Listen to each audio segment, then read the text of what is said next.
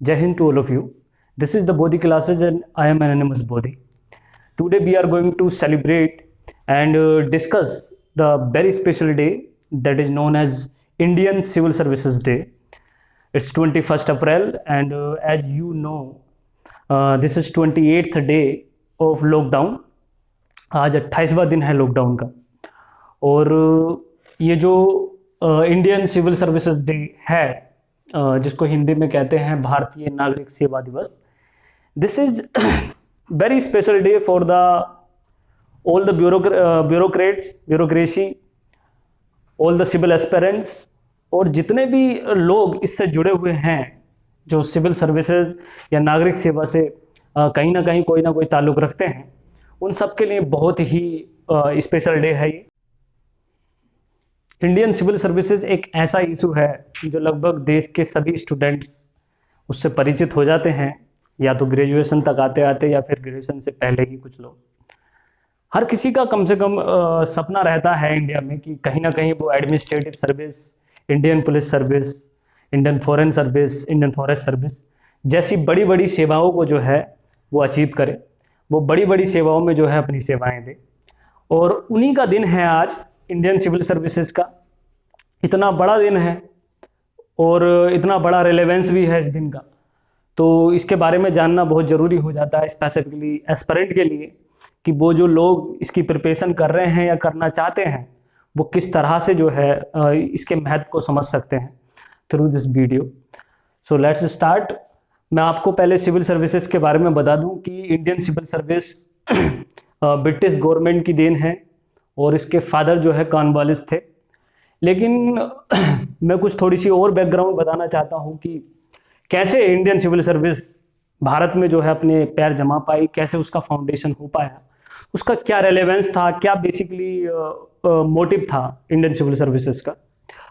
तो जब 1757 के बाद में British east India company Plassey की बैटल जीत जाती है और भारत में अपने पूरी तरीके से जो है जो ट्रेड रिलेटेड एक्टिविटीज़ हैं वो अच्छी तरीके से स्टार्ट कर देती है। और पॉलिटिकल सिचुएशन आफ्टर 1765 की जो इलाहाबाद ट्रीटी होती है उसके बाद में जो है वो बंगाल, बिहार, उड़ीसा की पॉलिटिकल राइट्स और सिविल राइट्स भी ले लेती है।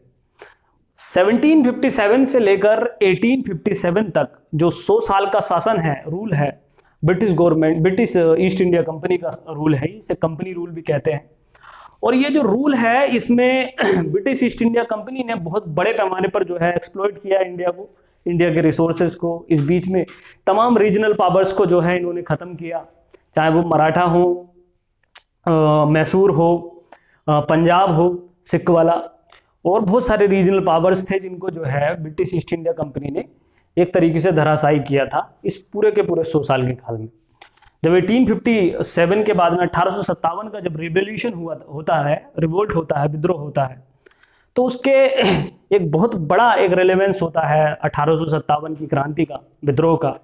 भले जो भी कुछ कहो, कहीं ना कहीं वो एक तरीके से क्रांति ही निकलता है। हालांकि यूपीएससी के एग्जामिनेशन और सिलेबस में जो है इसको रिवोल्ट कहा गया है, इसलिए आप इसे विद्रोह ही समझे।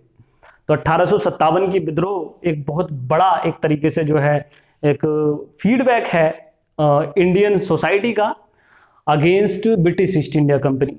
तो इस पूरे के पूरे आक्रोश को जो ख़त्म किया था, जैसा हमने हिस्ट्री में बताया भी और आगे भी बताएंगे कि 1857 की बाद में जब 1858 का चार्टर आया, चार्टर एक तरीके का एक ऐसा एक लिमिटेड कॉन्स्टिट्यूशन होता है जो कंपनी को फॉलो करना होता है, और ये गवर्नमेंट ऑफ ब्रिटेन, ठीक है, उसे पास करती है, ब्रिटेन की महारानी के माध्यम से जो है वो आता है और उसे ब्रिटिश ईस्ट इंडिया कंपनी को मानना होता है।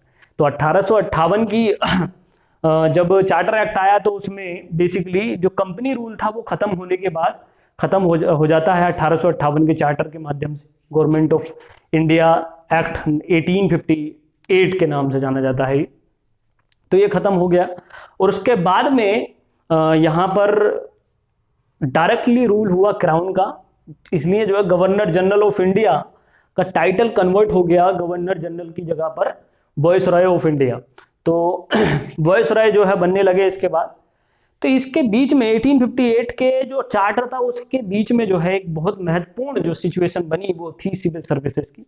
हालांकि मैकॉले की रिकमेंडेशन पर जो है 1854 में जो है सिविल सर्विसेज को स्टार्ट करने की बात कही थी और वो मेरिट बेस पर स्टार्ट हो गया था, लेकिन 1858 में इसको वेल एस्टैब्लिश्ड एक एक्ट के रूप में पिरोया 1858 के एक्ट में। और इसका जो क्रेडिट जाता है इंडिया में, जो इम्प्लीमेंटेशन करने का जो क्रेडिट जाता है इंडियन सिविल सर्विस को, वो जाता है यूरोपियन एक वाइसरॉय थे जिनका नाम था कॉर्नवालिस। बहुत ही महत्वपूर्ण है Cornwallis code. Cornwallis the father of the Indian civil services known as Charles Cornwallis, कुछ जगह पर लॉर्ड कॉर्नवालिस भी है, उनका रियल नेम जो था वो चार्ल्स कॉर्नवालिस था। तो वो जो है भारत में इंडियन सिविल सर्विसेज के फादर रहे। उसके बाद में जो मेन मोटिव था ब्रिटेन का या ब्रिटिश ईस्ट इंडिया कंपनी का, वो ये था कि भाई कैसे भारत की जो सोसाइटी है, इंडियन सोसाइटी है, उस इंडियन सोसाइटी को हम बेसिकली कंट्रोल कर सकते हैं। तो एक तरीके से आज भी बिल्कुल वही सिचुएशन है कि जनता और गवर्नमेंट के बीच का जो एक तरीके से मीडियम जो प्रस्तुत किया जाता है वो ब्यूरोक्रेसी के हाथ में होता है। इस तरफ ब्यूरोक्रेसी कनेक्ट होती है पब्लिक से, दूसरी तरफ ब्यूरोक्रेसी कनेक्ट होती है गवर्नमेंट से। तो this is the very important and relative you can say एक मैकेनिज्म है जो बेसिकली जनता को गवर्नमेंट से जोड़ता है। तो कहीं ना कहीं जनता को कंट्रोल करता है, गवर्नमेंट तक अपनी पॉलिसीज, अपनी फीडबैक देता है, जिससे कि गवर्नमेंट एक नए नए रूल एंड रेगुलेशंस बनाती है और हमारे लिए पॉलिसी मेकिंग हो पाती है। तो एक बहुत अहम किरदार प्ले करती है ब्यूरोक्रेसी सिविल सर्विस। उसी के बारे में आज हम बात कर रहे हैं। तो इस तरह से जो है इस्टेब्लिशमेंट हुआ था 1857, मतलब 1858 के बाद में 1947 तक इंपीरियल मतलब एक तरीके से इसको दूसरा नाम जो बोला गया वो इंपीरियल सिविल सर्विसेज के नाम से बोला गया। 21 अप्रैल का जो महत्व है वो क्या है, क्या इसका बैकग्राउंड है, उसके बारे में बात करते हैं।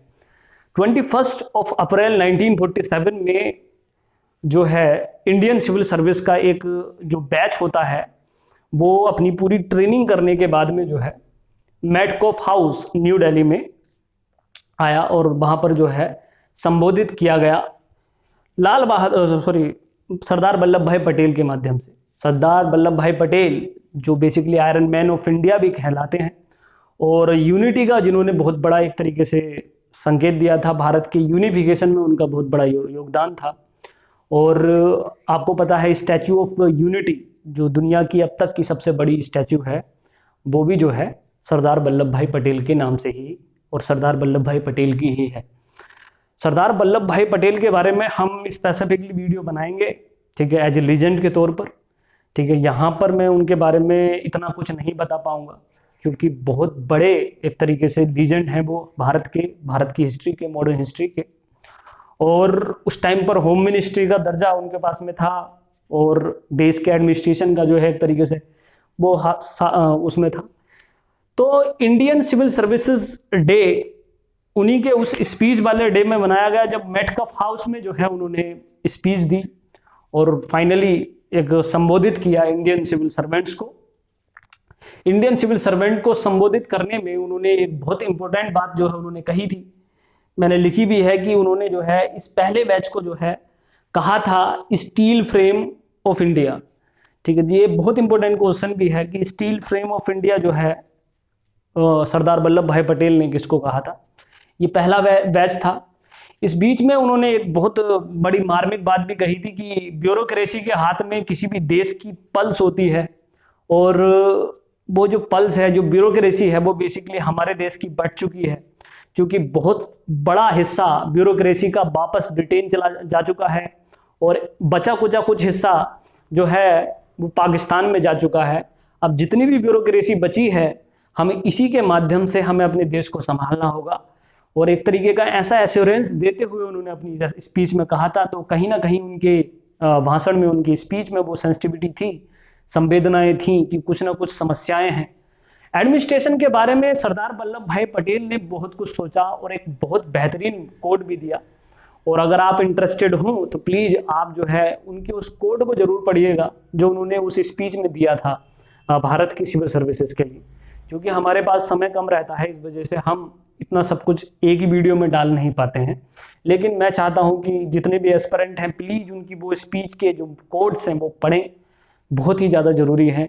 क्योंकि आपका जो पेपर सेकंड है, जीएस पेपर सेकंड, उसमें गवर्नेंस जो टॉपिक है वो कहीं ना कहीं जो गवर्नेंस टॉपिक है वो इस पर्टिकुलर टॉपिक से जुड़ता है। इसीलिए मैं वीडियो बना भी रहा हूँ आपको कि हमारा सिलेबस का एक अहम हिस्सा है इंडियन सिविल सर्विस और गवर्नेंस, तो प्लीज़ उसे देखिएगा। तो इस दिन को जो है उन्होंने इस तरीके से देखा। उसके बाद में 2006 में जो है फिर ऐसा ही एक फंक्शन हुआ था विज्ञान भवन में न्यू दिल्ली, और 1947 से 2006 में जो फंक्शन हुआ था ये जो फंक्शन था उसी दिन डिसाइड किया 21 अप्रैल 2006 को कि आज के बाद से 21 अप्रैल को हम हमेशा जो है इंडियन सिविल सर्विसेज डे मनाएंगे, सेलिब्रेट करेंगे। और 2006 से लेकर और 2020 तक अब तक जो है हम लगातार इंडियन सिविल सर्विसेज डे मनाते रहे हैं और आगे भी मनाएंगे, I hope. This is the 14th Indian civil services day. 2006 से लेकर आज 14वां इंडियन सिविल सर्विसेज डे बनाया है। हालांकि देश बहुत बुरे हालातों से गुजर रहा है, इसलिए यहाँ पर जो है अभी वो बड़ी मीटिंग नहीं हो पाएगी जो बेसिकली हर साल होती थी। जैसे पीएम मोदी जो है इसमें पिछले साल उन्होंने बहुत बड़े बड़े अवार्ड्स अनाउंस किए थे। तो basically Indian civil services day का बनाने का ऑब्जेक्टिव क्या है, क्या बेसिकली इसके पीछे पूरा का पूरा मोटिव है, वो हम चीज़ें एक बार डिस्कस कर लेते हैं कि मोटिव्स क्या है इसके।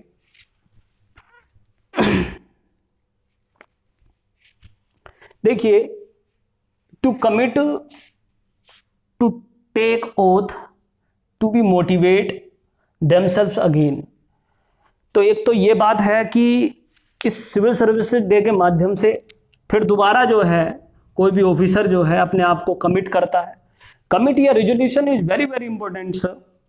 आपको मैंने पहले भी बताया था कि कमिटमेंट्स, रिजोल्यूशंस बहुत ज़्यादा ज़रूरी होते हैं। ये सिर्फ ऑफिशियली हमें या फॉर्मली जो है कहीं ना कहीं सिर्फ वैसे नहीं होते कि हमें बाहर से ही असर करते हैं।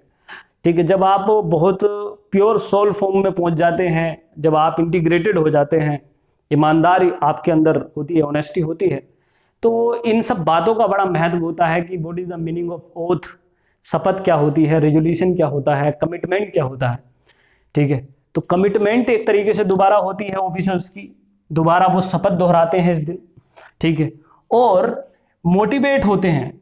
ठीक है, हमारे देश की जो ब्यूरोक्रेसी के अलावा जो 3 पिलर हैं ब्यूरोक्रेसी के साथ में, सॉरी ब्यूरोक्रेसी मतलब एग्जीक्यूटिव, तो जो लेजिस्लेचर पिलर है वो कहीं ना कहीं उनको मोटिवेट करता है और उनको आशा दिलाता है कि हम साथ साथ हैं।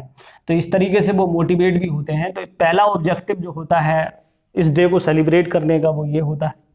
दूसरा ऑब्जेक्टिव होता है कि mostly all officer of central and state government are awarded by PM of India for extra ordinary services in the field of public administration. तो प्रधानमंत्री के द्वारा, ठीक है, लगभग मैंने लिखा हुआ है लगभग सभी ऑफिसर्स को जो है ये अवार्ड मिलता है। ठीक है, अलग अलग अवार्ड्स की वैरायटी बटी हुई है। वैरायटी 3 भागों में है। कभी कभी कुछ ग्रुप को मिल जाता है, ऑर्गेनाइजेशन को मिल जाता है, जो सिविल सर्वेंट्स की ऑर्गेनाइजेशंस होती हैं।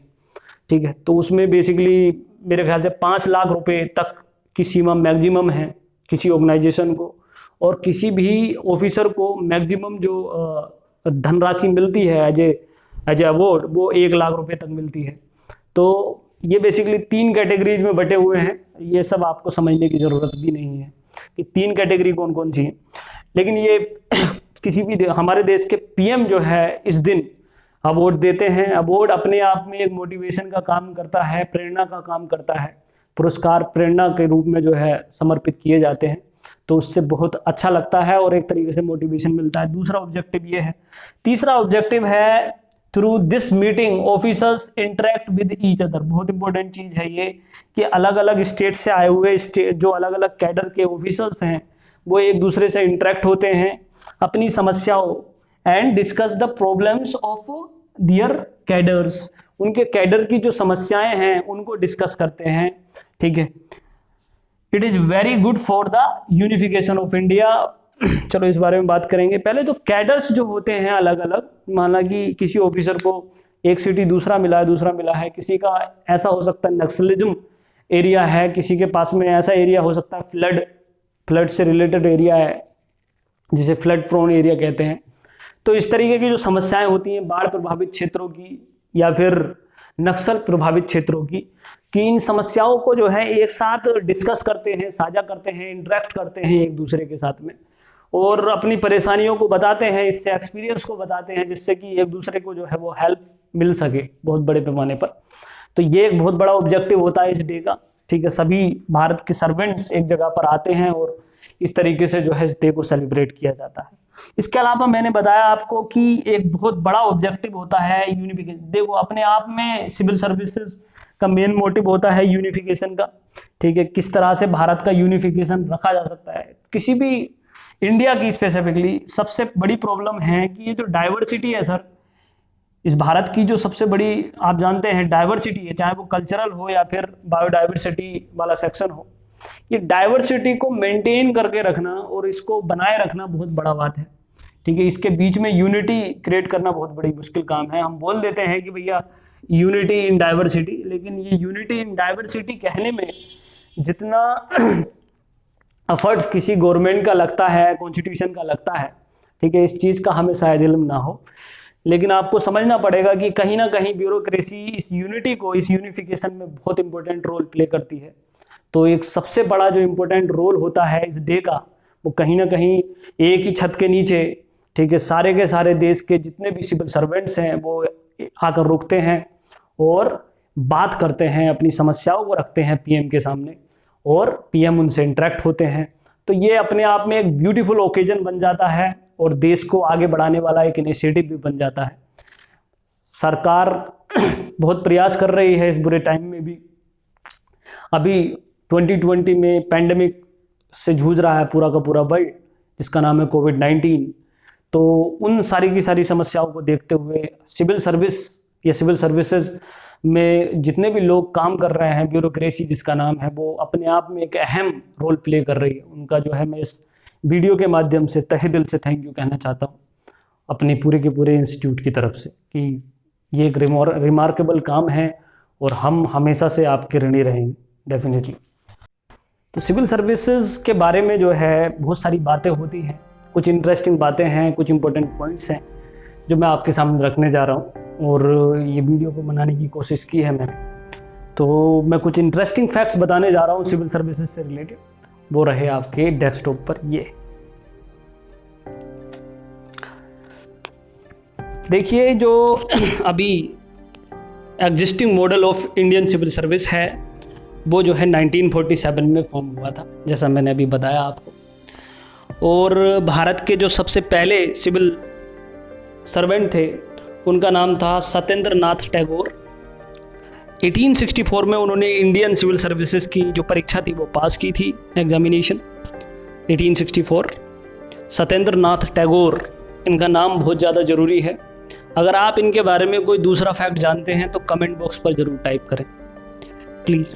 तीसरा है इनका बहुत इम्पोर्टेंट फैक्टर जो इंडियन सिविल सर्विसेज का है कि भारत में जो हाईएस्ट पोजीशन होती है इंडियन एडमिनिस्ट्रेटिव सर्विस की, उसका नाम है कैबिनेट सेक्रेटरी। तो कैबिनेट सेक्रेटरी की जो पोस्ट है वो सबसे बड़ी पोस्ट होती है और 1950 से 1950 से 1953 तक 3 साल के लिए आर पिल्लई भारत के पहले कैबिनेट सेक्रेटरी थे। ठीक है, और सिविल सर्विसेज का जो विजन था, जैसा मैंने आपको बताया था कि इंडियन सिविल सर्विसेज का जो विजन है वो क्या कहते हैं, सरदार वल्लभ भाई पटेल को जाता है। उन्होंने देखा था ये विजन। और father of the Indian civil services अगर आपको एग्जामिनेशन में आता है तो वो होंगे चार्ल्स कॉर्नवालिस। ठीक है, ये आपका मैं क्लियर कर चुका हूँ। भारत में जो सबसे पहली महिला आईएएस ऑफिसर थी उनका नाम था the first women of IAS officer of India, Anna George Malhotra. और इसके अलावा जो पहले आईएफएस ऑफिसर थे, इंडियन फॉरेन सर्विस के जो ऑफिसर थे, वो पहले ऑफिसर का नाम था पी शिवाशंकरा मेनन। ठीक है, पी शिवशंकर मेनन होगा इनका नाम। और ये जो पी शिवशंकर मेनन थे, इनका पहला पोस्टिंग मतलब आईएफएस का था इनका, ये पहले आईएफएस ऑफिसर हैं ऑफ इंडिया। इसके अलावा एक बहुत इंपॉर्टेंट चीज़ थी जो बार बार कंफ्यूज करती है लोगों को कि भाई विजय लक्ष्मी पंडित भारत की पहली आईएफएस ऑफिसर थी। तो फॉर योर काइंड इन्फॉर्मेशन कि विजय लक्ष्मी पंडित भारत की पहली आईएफएस ऑफिसर नहीं थी, वो पहली एम्बेसडर वुमेन थी भारत की। ठीक है, तो इसमें कंफ्यूज मत हो जाइएगा। आईएफएस ऑफिसर जो हैं वो पी शिवशंकर मेनन थे। इसके अलावा मैं आपको इंटरेस्टिंग फैक्ट्स में अगर बताऊं तो एक बहुत इंपॉर्टेंट इंटरेस्टिंग फैक्टर ये है कि इंडियन सिविल सर्विसेज का जो एग्जामिनेशन है वो पहले लंदन में होता था और 1922 में पहली बार इंडिया में जो है ये एग्जामिनेशन हुआ था। Civil service examination began to held in India in 1922, याद रखिएगा। और उससे पहले ये जो रिक्रूटमेंट हुआ था इंडियन सिविल सर्विसेज का 1855 में on the basis of merit था, याद रखना ये मेरिट के बेसिस पर था और स्टार्ट हुआ था। और 1854 में मैंने आपको बता दिया था कि मैकाले की रिकमेंडेशन पर जो है ये इंडियन सिविल सर्विसेज स्टार्ट हुई थी। आर्टिकल 311, 311 से लेकर 315 तक भारत में इंडियन सिविल सर्विसेज से रिलेटेड आर्टिकल हैं। ठीक है, ये बात बहुत ज़रूरी है आपको याद रखनी कि इंडियन पॉलिटी का जो आर्टिकल 311 to 315, ठीक है, ये इंडियन सिविल सर्विसेज के बारे में बात करते हैं। और आर्टिकल 312 मतलब 312 के तहत जो है राज्यसभा को पावर होती है कोई भी नई ऑल इंडिया सर्विस बनाने की। ये हम पॉलिटी की क्लास में डिस्कस भी कर चुके हैं। अगले जो हैं मैं आपको बताना चाहता हूँ कि इंडियन गवर्नमेंट के मेन ऑल इंडिया सर्विस बनाने के ऑब्जेक्टिव क्या हैं। वो ऑब्जेक्टिव बहुत ज़्यादा ज़रूरी है गाइस। तो मैं पहला ऑब्जेक्टिव बता रहा हूँ कि पहला ऑब्जेक्टिव था यह है preserving national unity. All India services के माध्यम से नेशनल यूनिटी प्रिजर्व की जाती है, राष्ट्रीय एकता प्रिजर्व की जाती है, एंड इंटीग्रिटी, एकता और अखंडता, and uniform standard of administration, और पूरे के पूरे देश में एक ही तरह का प्रशासन हो सके, इसलिए ऑल इंडिया सर्विसेज और इंडियन सिविल सर्विसेज का जो है इस्टेब्लिशमेंट हुआ। दूसरा है कि न्यूट्रलिटी, मतलब कि एक तरीके से न्यूट्रलिटी मतलब एडमिनिस्ट्रेशन में कोई भी जो है निष्पक्षता होनी जरूरी है। न्यूट्रलिटी का मतलब निष्पक्षता होता है, निष्पक्षता होनी जरूरी है। और ऑब्जेक्टिविटी, उद्देश्य मतलब एक तरीके से वो अपना काम को वो उद्देश्य पूर्ण तरीके से किया जाए। नॉन पॉलिटिकल हो, अराजनैतिक होना चाहिए, और सेकुलर और नॉन सेक्रेटेरियन आउटलुक, ठीक है, पब्लिक एडमिनिस्ट्रेशन का होना जरूरी है। इसके अलावा है कॉम्पिटेंस। देखिए कॉन्फिडेंस और कॉम्पिटेंस में मैं कई बार अंतर बताता हूँ। कॉम्पिटेंस होता है जब वो पॉजिटिव कंपटीशन की बात होती है तो इसको हम कॉम्पिटेंस कहते हैं कि भाई अगर कोई व्यक्ति कामयाब हो सकता है तो हम क्यों नहीं हो सकते हैं। इसके बारे में डॉक्टर APJ अब्दुल कलाम ने बहुत कुछ लिखा है द इग्नियस माइंड में। उनकी एक बेहतरीन किताब है, सब बच्चों को पढ़नी भी चाहिए। तो उस किताब में कॉम्पिटेंस के बारे में काफ़ी कुछ लिखा हुआ है। तो कॉम्पिटेंस एक तरीके से क्रिएट करना एडमिनिस्ट्रेशन के अंदर, इफ़िशियंसी बढ़ाना, दक्षता बढ़ाना, प्रोफेशनलिज्म, व्यवसायीकरण जो है होना ज़रूरी है, काम से काम रखना बहुत ज़्यादा ज़रूरी होता है एडमिनिस्ट्रेशन के अंदर। वो सारी चीज़ें जो है इसके अंदर डाली गई हैं। इसके अलावा आइडियलिज्म की बात कही गई है कि इंडियन सिविल सर्विसेज का एक ऑब्जेक्टिव आइडियलिज्म भी है कि हमारा जो आदर्श है, चाहे वो इंडियन कॉन्स्टिट्यूशन का प्रेम्बल हो या भारत में महात्मा गांधी, डॉक्टर BR अम्बेडकर और बहुत बड़े बड़े महापुरुषों के जो आइडियलिज्म है वो एक तरीके से हमारे देश के अंदर इम्प्लीमेंट रहे, संवैधानिक तौर पर हम एक्टिविटी करते रहें। ये ऑब्जेक्टिव भी कहीं ना कहीं इंडियन सिविल सर्विसेज का होता है। ठीक है, तो इस तरह से ये कुछ खास बातें थी इंडियन सिविल सर्विसेज के एक्ट के बारे में, इंडियन सिविल सर्विसेज के फैक्ट्स के बारे में। इंडियन सिविल सर्विसेज के बारे में आपने काफ़ी कुछ जाना होगा इस पूरी की पूरी वीडियो में। एक बात मैं आपको बताना चाहता हूँ कि इंडियन सिविल सर्विसेज के अंदर बहुत सारे बच्चे एस्पिरेंट तैयारी करते हैं, कुछ को सफलता मिलती है, कुछ को सफलता नहीं मिलती है। लेकिन बेसिकली चीज़ जो मैं आपको बताना चाह रहा हूँ उस चीज़ पर अगर आप ध्यान दें तो बेसिकली एक तरीके की जर्नी है जो एक्सपीरियंस में मैंने कहीं ना कहीं सीखी है, ठीक है। और वो है कि अगर आप कहीं ना कहीं से, अगर हम कलेक्टिव वे में बोलते हैं तो कहीं ना कहीं ये चीज़ आपको समझ में आ सकती है। बार बार मैं इसी चीज़ को हर क्लास में बात करता हूँ कि जब भी आप पढ़ते हैं तो सबसे पहले, पढ़ने से भी पहले अगर कोई चीज़ ज़रूरी होती है, इन्हें 3C कहा जाता है बेसिकली। 3C कॉन्सेप्ट होता है, CCC कॉन्सेप्ट। तो इसमें जो पहली चीज़ मैं आपको बोलता हूँ पढ़ते समय हमेशा, कि सिविल सर्विस की प्रिपरेशन करते हुए आप हमेशा सबसे पहली चीज़ जो होती है वो क्यूरोसिटी होती है, कि किस तरीके से, क्यूरोसिटी मतलब होती है जिज्ञासा। जब तक आपको जिज्ञासा नहीं रहेगी किसी चीज़ को जानने की, ठीक है, किसी भी चीज़ को समझने की, तब तक आप अपने कभी भी आपकी स्टडी कामयाब नहीं हो सकती। तो अगर पढ़ने से पहले भी अगर आपको मतलब मैंने आपको पिछली वीडियो में भी कहा था कि सपना देखना बहुत बड़ी बात होती है। तो आपका जो ड्रीम होता है वो कहीं ना कहीं वो क्यूरोसिटी से कनेक्ट होता है। तो आपकी जो जिज्ञासा है वो कहीं ना कहीं आपको ध्यान में रखनी है। जिज्ञासा आपको बताती है, अगर आपके अंदर क्यूरोसिटी है तो मतलब ये आपको प्रूव करती है कि आप जिंदा हो, ठीक है। व्हाट एंड व्हाई, ठीक है। जैसे कि बहुत सारी चीज़ें हो जाती हैं हमारे सामने, हम इतने डेड माइंड हो जाते हैं कि हम कोई रिएक्शन ही नहीं देते हैं कहीं पर भी। अगर आप कहीं पर भी नॉन रिएक्टिव सिचुएशन में पहुंच रहे हैं कि आप पर कोई असर नहीं हो रहा है, तो कहीं ना कहीं वो आपके माइंड को डेड कर रहा है, ठीक है। यही एक बेसिकली एक तरीके से अलाइव माइंड की बात कही थी गौतम बुद्धा ने, कि आप हमेशा जागे रहें। इसी को बोला गया था विजडम, ठीक है। व्हाट एंड व्हाई, आपके सिचुएशन, आपके इर्द गिर्द जो भी कुछ चल रहा है, आप, ठीक है सर, जिंदा रहिए, अपने माइंड को जिंदा रखिए। ये जो है क्यूरियोसिटी को जनरेट करेगा एक तरीके से, और curiosity is the mother of knowledge बोला जाता है, ठीक है। तो क्यूरियोसिटी वाला एक कॉन्सेप्ट आपको क्लियर करना है जरूरी। दूसरा कॉन्सेप्ट है आपका जो बहुत ज़्यादा जरूरी है, वो है कॉन्सेप्ट इटसेल्फ, ठीक है। जो भी चीज़ आप पढ़ते हैं सर, आप अपना कॉन्सेप्ट बनाइए, कॉन्सेप्ट क्लियर कीजिए।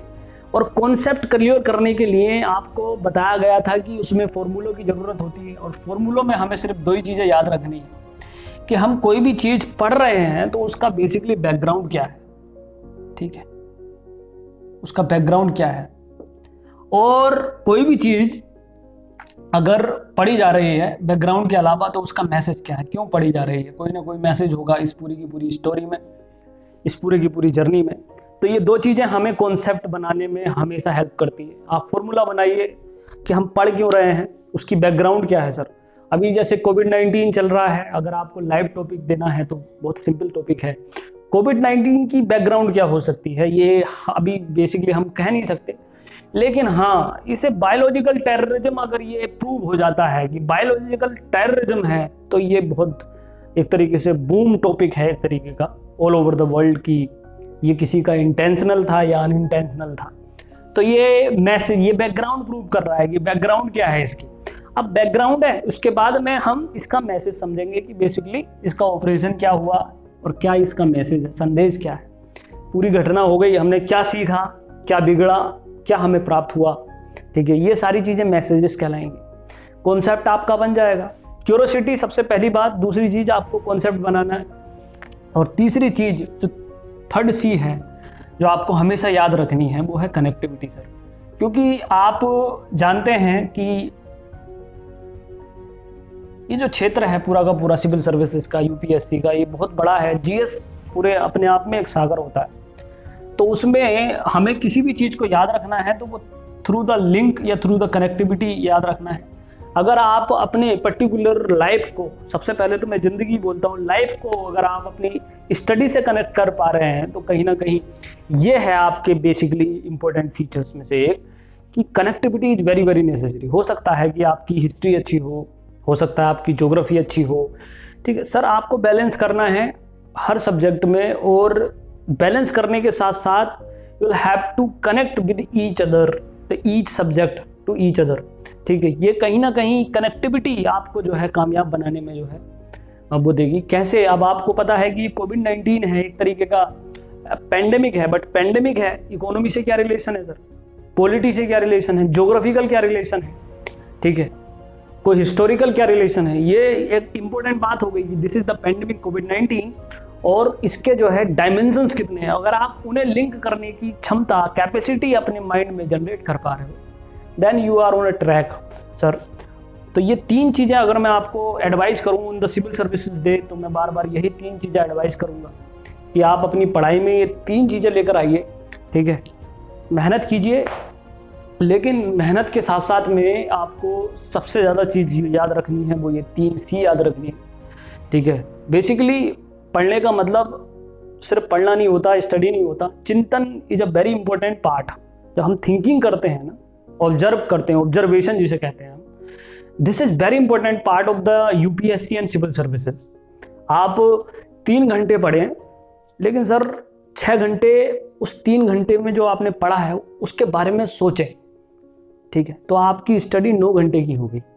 ठीक है, तो ये अगर आपने हुनर जनरेट किया तो आपको सिर्फ ज़िंदगी जीने में और पढ़ाई में कोई डिफरेंस जो है नज़र आएगा नहीं। आपको हर जगह से कुछ ना कुछ मिलेगा, सीखेगा।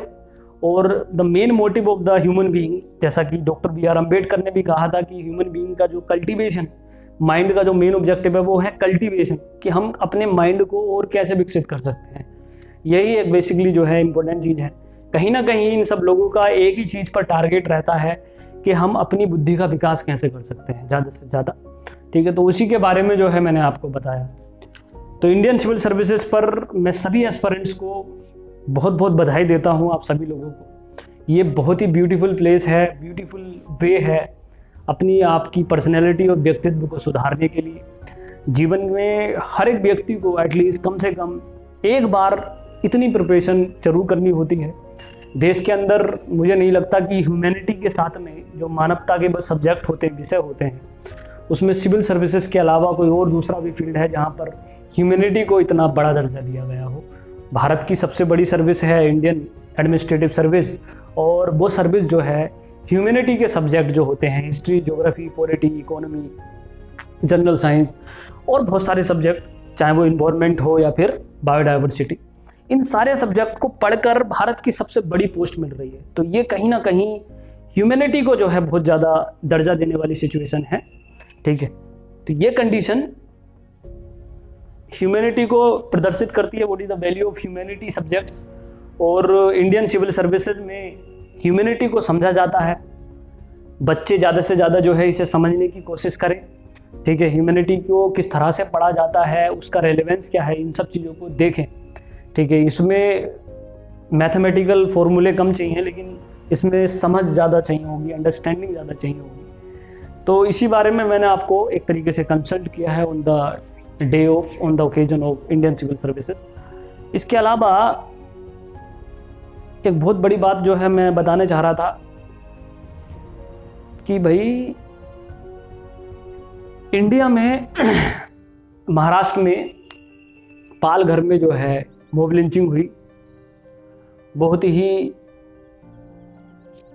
क्रूशियल एक तरीके से वीडियो था जो मैंने देखा था। बहुत ही ज़्यादा पूरा देखा भी नहीं गया, जितना ज़्यादा क्रिटिसाइज किया जा सकता है उतना मतलब मैं कर सकता हूँ इस वीडियो में। और मतलब मैं इस बारे में क्या बात करूँ, इतने बड़े बड़े लोग इस बारे में बात कर रहे हैं, लेकिन मुझे बड़ा अफसोस हुआ कि भारत में मॉब लिंचिंग एक तरीके से रेप कैपिटल था, अब जो है मॉब लिंचिंग में हमारा देश कहीं ना कहीं आगे बढ़ रहा है। 100 से ज़्यादा मॉब लिंचिंग भारत में हो चुकी है।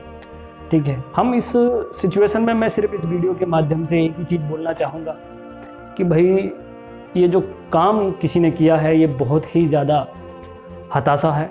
इसके अंदर बहुत ही ज़्यादा जो है इसमें दंडनीय अपराध मिलना चाहिए इन लोगों को। और किसी भी रिलीजन, किसी भी जो है समाज की कम्युनिटी, इसके बेसिस पर इसको ना देखा जाए, क्योंकि मॉब लिंचिंग के बारे में मैंने पहले भी बताया था क्लास के अंदर, आगे भी मैं मॉब लिंचिंग की वीडियो बनाऊंगा।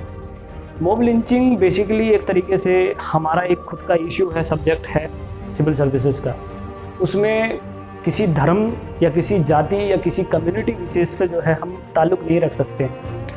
ठीक है, मॉब लिंचिंग पर काफ़ी बड़ी रिसर्च हो चुकी हैं, हो रही हैं बार बार इस देश के अंदर। सोशोलॉजिस्ट जो हैं वो उनका विषय भी है। तो मैं उन सभी लोगों से गुजारिश करूंगा, जितने भी लोग वीडियो देख रहे हैं, कि इसे किसी धर्म से ना जोड़ें। ठीक है, इत्तफाकन ये बात अलग है कि वो समुदाय एक ही था, मरने वाला भी और मारने वाला भी, ठीक है, वो रीजन अलग है। देखिए, हम कभी भी जो हमें देखते हैं या फिर एकदम पढ़ते हैं, उस पर एकदम विश्वास करके एकदम से जो है हम एक्शन लेते हैं, रिस्पॉन्स देते हैं। हम प्लीज़ किसी भी चीज़ को फिल्टर करें, एक बार सोचें, उसके ग्रास रूट लेवल में जाकर समझें, ठीक है, तभी हम कुछ बोलें। और मैं आपसे बस एक ही बात कहूँगा कि कुछ भी चल रहा हो या कुछ भी हो रहा हो सर, प्लीज़ आप अपनी तरफ से निगेटिविटी मत क्रिएट कीजिए, क्योंकि भारत के अंदर ऑलरेडी इतनी ज़्यादा निगेटिविटी है। कहीं ना कहीं हर एक व्यक्ति इस टाइम पर, इस सिचुएशन में कहीं ना कहीं उसके जहन में वो निगेटिविटी पाई जा रही है। तो इतनी ज़्यादा नकारात्मकता जब चारों ओर है, ऑलरेडी ज़्यादा है, तो अब प्लीज़ नई निगेटिविटी ना क्रिएट करें, ठीक है। ये जो इशू है एक तरीके से ये किसी समुदाय से रिलेटेड नहीं है। मॉब लिंचिंग एक ऐसा इशू है जहाँ पर मॉब है, मॉब का जो जनता होती है, जो क्राउड होता है, ना उसकी जाति होती है, ना मजहब होता है, ना बेसिकली कोई ऐसा कोई वो चीज़ होती है, बस एक भीड़ होती है sir. United state of America में, वर्ल्ड हिस्ट्री में मैं आपको इसके बारे में पढ़ाऊँगा कि यूएसए में मॉब लिंचिंग किस तरीके से जो है इसका मिसयूज किया गया था, ठीक है। तो मॉब लिंचिंग के जो फादर हैं, पितामह हैं, वो यूनाइटेड स्टेट ऑफ अमेरिका ही वाले हैं, और वो कहीं ना कहीं भारत में जो है अपने पैर जमा रही है। और बड़े अफसोस की बात है कि भारत में अभी तक 100 से ज़्यादा मॉब लिंचिंग हुई है।